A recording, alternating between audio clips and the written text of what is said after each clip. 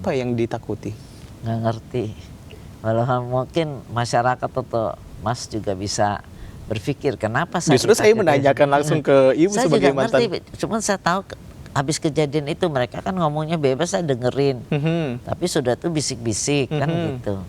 Tapi benar gak Bu, saya mau juga konfirmasi karena beberapa waktu lalu sempat ada yang diundang di podcast lain di iNews menyatakan bahwa ketiga ex kepala BGN dan 2 ex kepala BGN, wakil kepala BGN itu tidak akur. Benar seperti itu?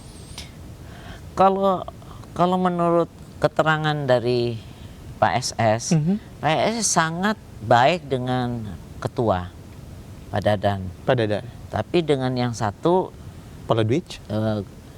Kayaknya tidak akur, benar itu. Karena kan ini Pak, waktu tanggal 3 itu kan Pak Yusuf kan dekat saya terus. Terus terus dia tiba-tiba gue lari, kenapa? Ada Pak Ludwig katanya. Kenapa Pak ada dengan Pak Ludwig? Iya kan gue sama Pak SS lagi ngumpulin kenakalan dia, katanya begitu. Kenakalan yang dimaksud apa ya? Ya maksudnya hal-hal yang ya tindak pidana ini, tapi belum lagi ngumpul-ngumpul. Jadi Pak Ludwig itu juga nggak suka sama Yusuf Maulana katanya ya. Ini kan saya nggak cuma katanya. Nah, jadi ceritanya mau membongkar kejahatan atau tindak pidana dari wakilnya ini. Jadi saya pikir dia nggak cocok. Kenakalannya apa saya nggak tahu, mungkin yang barang-barang markup ini, karena Pak ini pede sekali. Pak SS mengatakan saya bersih, tidak terlibat pengadaan barang itu. Tidak terlibat pengadaan barang tapi titik-titik SPPG? Nggak tahu deh. Kan ini dari obrolan yang bersama Bu Elsa kan dari tadi disinggung adalah tidak terlibat terkait dengan pengadaan barang. Berarti titik-titik SPPG terlibat Ibu?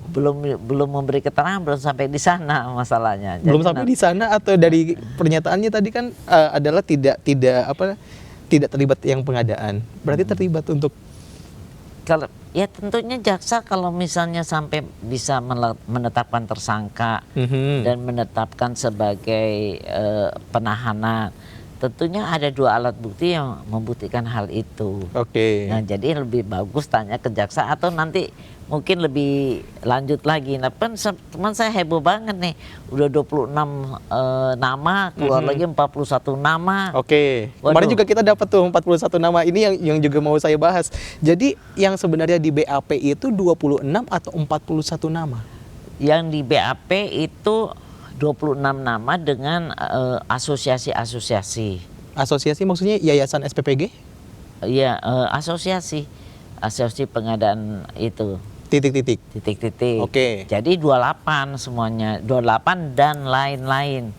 Pakai dan DLN berarti akan berlanjut lagi nama-nama itu, dan terbukti kan kemarin lawyer KM itu menyatakan 41.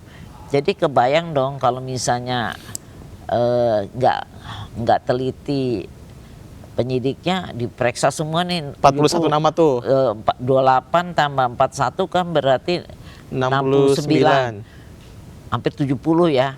Terus udah tuh setiap kali diperiksa berindal itu betul juga bisa mengalihkan segala arah penyidikan. Tapi kayaknya penyidik sih nggak mungkin itu ya terpengaruh soal itu. Nyata yang sekarang ditangkap saya juga nggak tahu. Bilangnya ada tersangka yang ke-6 namanya si Hombing gitu kan.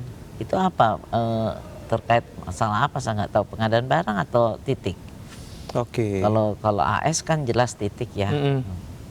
Tapi kalau misalnya ngomongin soal SPPG yang juga bermasalah, ada pengadaan barang, tadi kan ada 2 berarti kan Bu. Tapi yang jelas berarti kalau misalnya dari kasus ini ada dua kasus korupsi ya?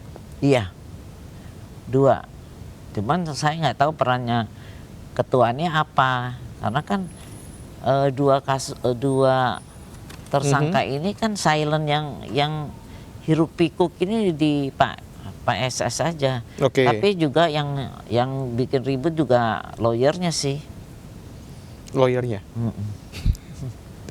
Jadi setelah keluar, katakanlah Ibu keluar tadi kan ada keluar dan dikeluarkan, ada dua bahasa itu. Tapi kalau misalnya saya mau tahu, ibu keluarnya karena apa? Karena saya bilang kan banyak intrik-intrik itu. Jadinya ibu tidak sesuai dan akhirnya mau Dan mundur. iya tidak sesuai, dan saya juga merasa bisa berbahaya bagi profesi saya. Berbahaya bagi profesi. Dan selanjutnya kalau misalnya udah keluar, apa yang diharapkan dari kasus BGN ini, Ibu? Ya tuntas dong, selesai. Dan saya ingin misalnya kan orang-orang sekarang lagi ribut nih, ribut demo segala rupa. Terus minta dihentikan MBG. Saya juga kalau dihentikan MBG terus terang mungkin tidak melanjutkan bikin baru titik lagi yang membuat orang bisa korupsi lagi. Mungkin yang sudah ada dipertahankan, itu kan juga bagus. Dipertahankan, kasihan dong, mereka belum terima, belum BEP, break even point belum. Break even point belum kan. Terus belum dapat untung, kasihan. Jadi saya bilang, ya ini yang sudah ada ya lanjutkan saja. Kalau misalnya untuk mencegah tidak terjadi korupsi selanjutnya, ya mungkin tidak dilanjutkan yang bikin baru-baru yang merugikan, kecuali ada yang memang investor yang memang kuat ekonominya. Boleh juga, karena kan membuka lapangan kerja. Membuka lapangan kerja. Tapi terakhir Ibu, kalau misalnya saya boleh tanya, apakah Ibu masih yakin seluruh fakta akan terungkap dengan banyaknya intrik dari pengacara Pak SS? Saya pikir agak sulit ya, karena berapa lama akan di BAP orang-orang itu? Berapa banyak? Ini kan target juga, penahanan itu kan ada target waktu. Jadi nggak bisa kelamaan. Berapa kecepatan dari penyidik periksa si A, periksa si B, periksa si C. Apalagi ada usulan periksa dulu yang 70 ini. Wah, mabok lah penyidiknya, kelenger. Padahal itu 70 itu bukan orang yang perlu diperiksa. Yang lain harusnya diperiksa, itu yang perlu kejelian dari penyidik gitu. Kita nantikan bersama bagaimana kasus ini nantinya berlanjut dan seperti apa nanti hukuman bagi ketiga, ada ex kepala BGN dan dua wakilnya di pengadilan nanti. Ibu Elsa, terima kasih sudah mau berbincang di Deep Talk with Syam Hakung. Dan itu tadi Sobat iNews, perbincangan kita bersama dengan Bu Elsa, advokat senior dan sekaligus mantan dari kuasa hukum Sony Senjaya, ex wakil kepala BGN. Thank you for watching. Sampai jumpa.